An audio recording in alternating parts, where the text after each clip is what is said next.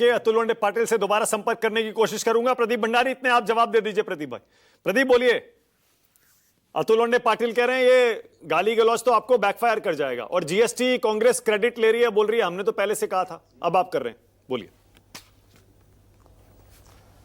मानक जी, पहले तो आपको और पूरे देश को इस बात की बधाई है कि प्रधानमंत्री मोदी जी की सरकार ने जीएसटी की दरों को कम करा है, और जो कांग्रेस पार्टी मिडिल क्लास को लूटती थी, गरीब को लूटती थी, अब गरीब की जेब में और पैसा जाएगा। ये 2017 का राहुल गांधी का ट्वीट है, नवंबर 2017 का।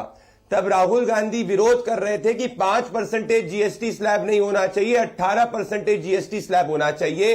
तो आज हमने दूध, दही, पनीर, किचन के इक्विपमेंट्स, चूल्हा, फार्मर के हर इक्विपमेंट, हर लाइफ सेविंग ड्रग से लेके आज 200 से ज्यादा आइटम्स पे जीएसटी दर को कम किया है, जिससे आम आदमी, गरीब, किसान, मध्यम वर्ग को फायदा होगा, जिसका राहुल गांधी विरोध कर रहे थे। तो आज देश में खुशी की लहर है। कांग्रेस पार्टी नहीं समझ सकती क्योंकि मिडिल क्लास विरोधी है। जब हमने 12 लाख रुपए इनकम टैक्स की छूट भी दी थी, तब भी कांग्रेस पार्टी ने इसका विरोध किया था। अब मैं आता हूं बिहार की बात और देश की बात। देखिए मानक जी, आप और मैं भारतीय संस्कृति में विश्वास रखते हैं। ए.के. वाजपेयी जी भारतीय संस्कृति में विश्वास रखते हैं, विनोद जी भारतीय संस्कृति में विश्वास रखते हैं, और कोई भी व्यक्ति जो भारतीय संस्कृति में विश्वास रखेगा वो जानेगा कि मां भगवान का रूप होती है, और अगर किसी की मां को गाली दी जाती है तो मेरे हिसाब से ये अमानवीय कृत्य है। अब कांग्रेस और आरजेडी वाले संस्कृति को नहीं समझ सकते, इसीलिए ना राहुल गांधी इस पे मौन है, और वो तो ठहाके ले रहे हैं इस बात के ऊपर, और इसीलिए बिहार की महिलाएं जो है वो बाहर निकली हैं। ये देखिए अब बिहार की महिलाएं किस तरीके से गुस्से में अपना गुस्सा व्यक्त कर रही है।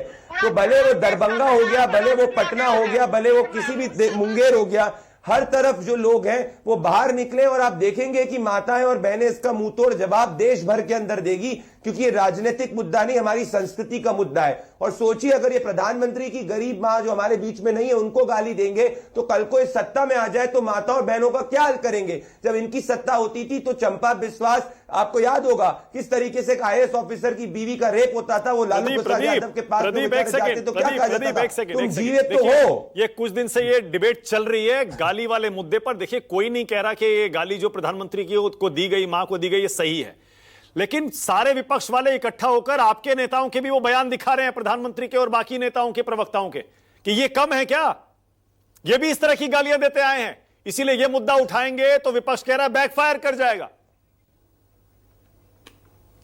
मानक जी, किसी भी व्यक्ति ने किसी भी राजनीतिक दल से अगर कोई भी अपशब्द का प्रयोग किया है, हम उसका खंडन करते हैं। हमारे लिए भारतीय संस्कृति सर्वोपरि है, और हम आपको बताते हैं हमारे लिए संस्कृति कितनी महत्वपूर्ण है। आप याद करिए, ये आप देखिए 9 जुलाई को जब इन लोगों ने बंद बुलाया था बिहार में, ये इतने ज्यादा परिवारवादी घृणित हैं कि एम्बुलेंस तक को इन लोग ने रोक दिया था। ये इसकी स्थिति है, एम्बुलेंस तक को रोक दिया था, जज को पीटा था, टीचर को पीटा था, सबको पीटा था। आज हमने जो बंद बुलाई, हमारा बंद नहीं है, ये बिहार और देश की जनता का बंद है। ये कांग्रेस के प्रवक्ता बोल रहे थे सिर्फ बिहार ही क्यों, अरे मैं कल खुद भी दिल्ली के अंदर खजूरी चौक में गया था, वहां लोगों में गुस्सा है, पूरे देश भर में लोगों में गुस्सा है। तो ये हमारे लिए राजनीतिक मुद्दा नहीं, हमेशा कहेंगे। और मैं आपसे बड़ी बात कहूंगा मानक जी, क्या एक गरीब मां जो अभी हमारे बीच में नहीं है, प्रधानमंत्री नरेंद्र मोदी जी की माता जी का ये जो अपमान है, जो विपक्ष में बैठकर ये कर रहे हैं, जिसपे राहुल गांधी मौन है, तो क्या इसका स्वीकृति की जाएगी? और नहीं है तो फिर किसको ओपनली राहुल गांधी जो हर मुद्दे पे ट्वीट करते हैं, क्यों आनंद दुबे इसके बारे में बोला है, वो तो ठहाके ले रहे हैं।